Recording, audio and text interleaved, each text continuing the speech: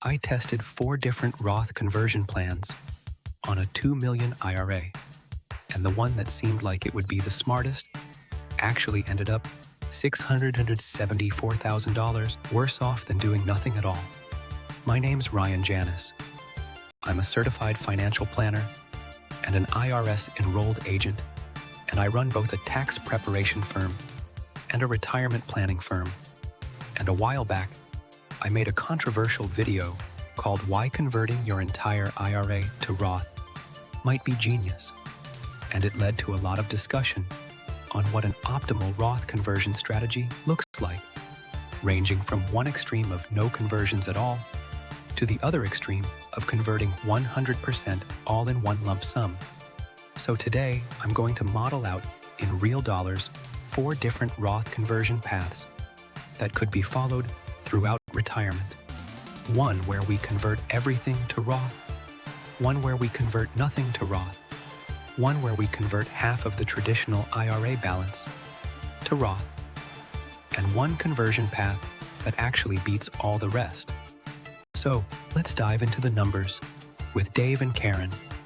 Dave and Karen are both age 65 and recently retired. They have $2 million total in traditional IAS, $400,000 in taxable brokerage accounts, and $150,000 in Roth. They spend about $110,000 a year, and they'll claim Social Security, both at age 70, for a total of about $90,000. Now, as we test these 4 different Roth conversion strategies year over year, here are the assumptions that we're going to use. We're going to use a timeline from age 65 to age 90. Assume 6% growth on the accounts, a 2% dividend yield from the brokerage account, 2.5% for inflation, and indexing for all tax brackets, including IRMA, and that the bonus senior deductions will expire on schedule after 2028. We'll also assume, for the sake of fairness, that the tax brackets themselves won't be changed by Congress during this time period, although we are going to come back to that concept later on in the video. So, here's model number 1. Let's see what this looks like if we do no Roth conversions at all. We're going to start by spending from their traditional IRA, which is their largest account, and we're never going to sell anything from the brokerage account in the entire 25-year time period. Now, that's a key detail, and I'm going to share why with you in a moment.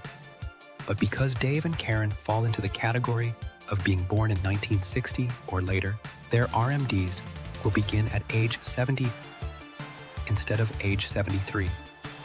This means that the IRA is going to get 10 years of growth before they meet their required beginning date. Given their current spend and the assumptions we outlined before, this will leave them with about $2.5 million in the IRA at the time they reach age 75. When we divide this by the IRS Uniform Lifetime Table Factor of 24.6, their first required distribution will total about $100,000. Now, this is less than their desired spending, but keep in mind, this is just the RMD.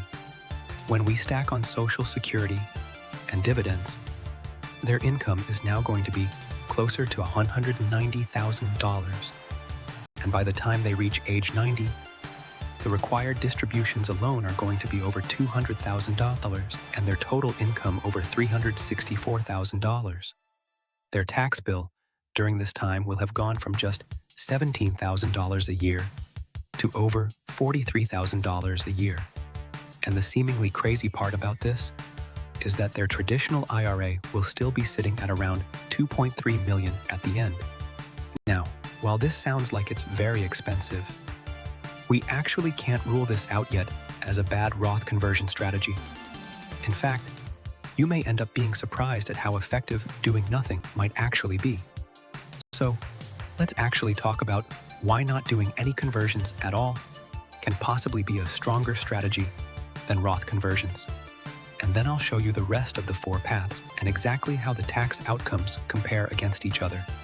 So, the first reason is that there is a hidden tax that applies to a specific stretch of income where a couple who would typically be in the 22% marginal tax rate would pay a new effective marginal tax rate of 24.64%, 64%, and a couple in the 24% bracket would pay a new effective marginal tax rate of 26.88%. For the average couple doing Roth conversions, would put them straight into this spiked tax zone, and the driving factor behind this tax increase is the new senior deduction created by the One Big Beautiful Bill Act. This act gives each person a 65 or older an additional $6,000 deduction on top of the standard deduction, meaning that for Dave and Karen, they'll actually receive $32,200 in standard deduction, plus $1,650 each for being over 65 plus. And they'll receive $12,000 as a household in senior deduction for a total of $47,500 in deductions at their income level. But because that senior deduction phases out for each spouse at 6% of income above $150,000 of modified AGI, they would lose 12 cents of every deduction for every extra dollar of income above $150,000 until they ran out of senior deduction to lose at total income of $250,000.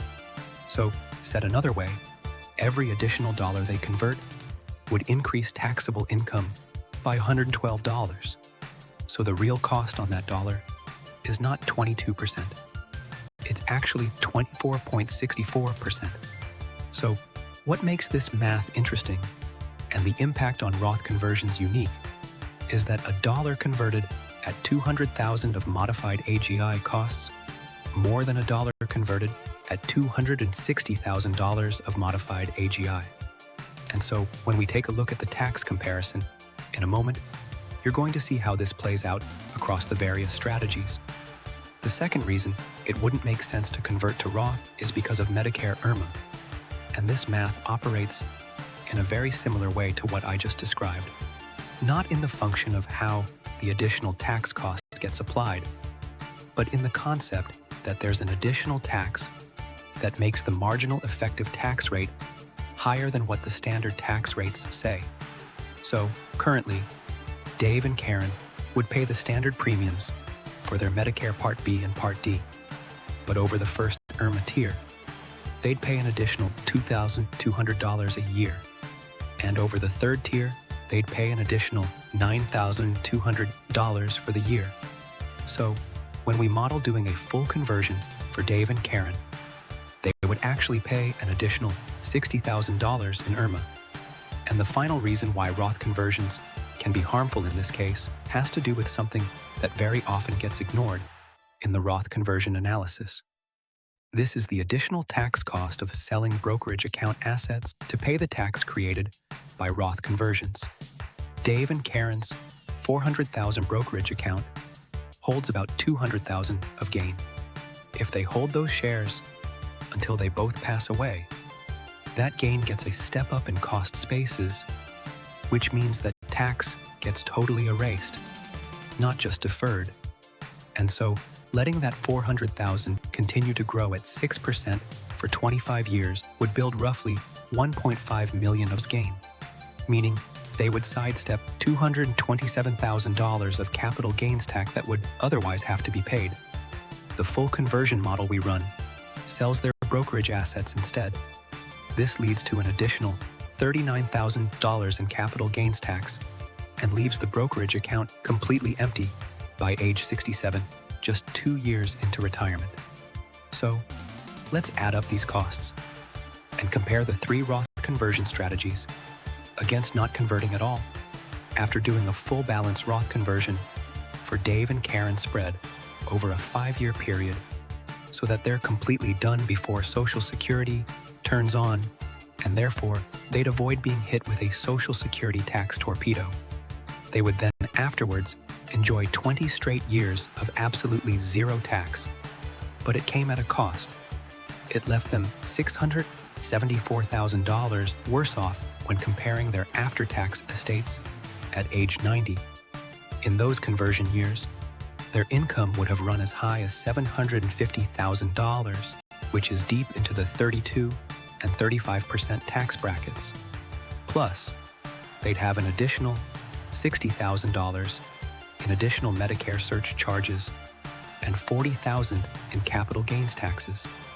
And so, even when modeling out growth at 8%, this full conversion strategy loses by over $800,000, even if we assume their children would be in the 37% tax bracket instead of the 24% tax bracket.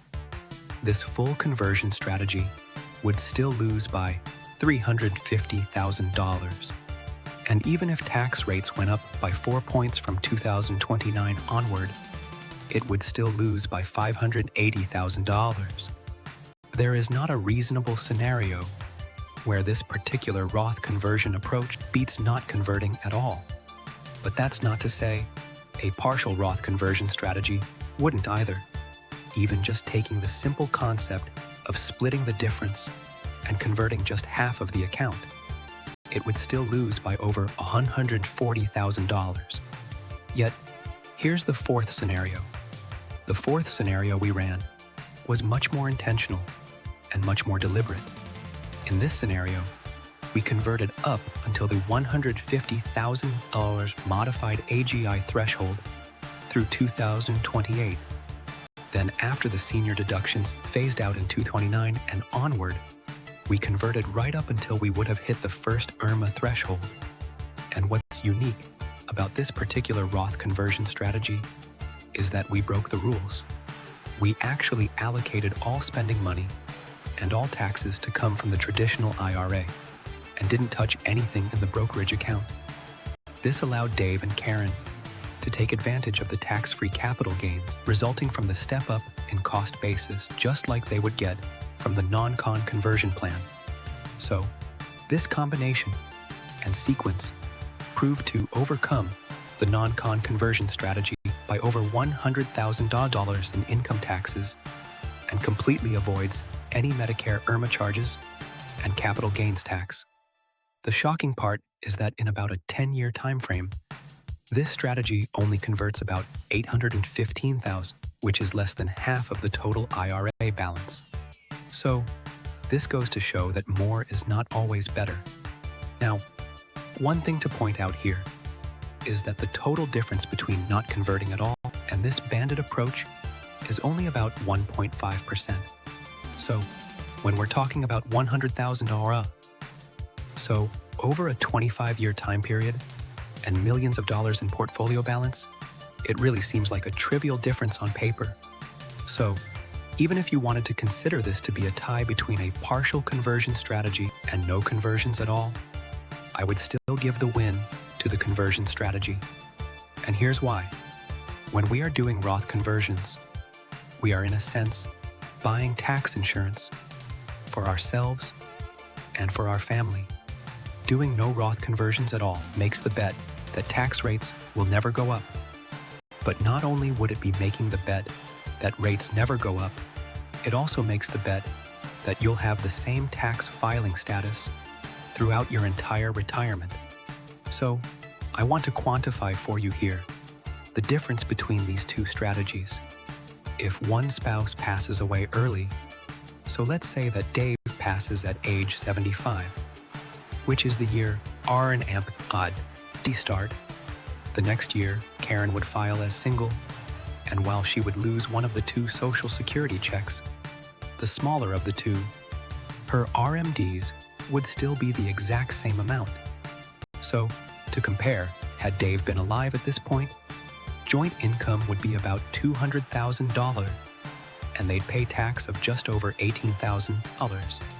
But as a widow, Karen's income would be about $177,000, which is $20,000 lower. But her tax would actually be over $25,000 for that year. So, what you see here is her income went down, and yet her tax bill went up because she's now filing at the more narrow single tax brackets and has a lower standard deduction. And the same thing happens here to her Medicare premiums. While they were safely within the IRMA limits, As a married household, Karen alone would pay over $87,000 in IRMA surge charges between age 75 and 90. So, when we factor in this math, the non-con conversion plan would have over $460,000 less value if Dave were to pass away early, and would ultimately become the worst of the 4 tax strategies. And so, by taking the banded Roth conversion approach, a decade of smaller conversions would shrink the tax penalty caused by switching from married filing jointly to single by more than a third. And so, when looking at these numbers, a small partial Roth conversion strategy like this one can be one of the strongest contingency plans you can get in retirement.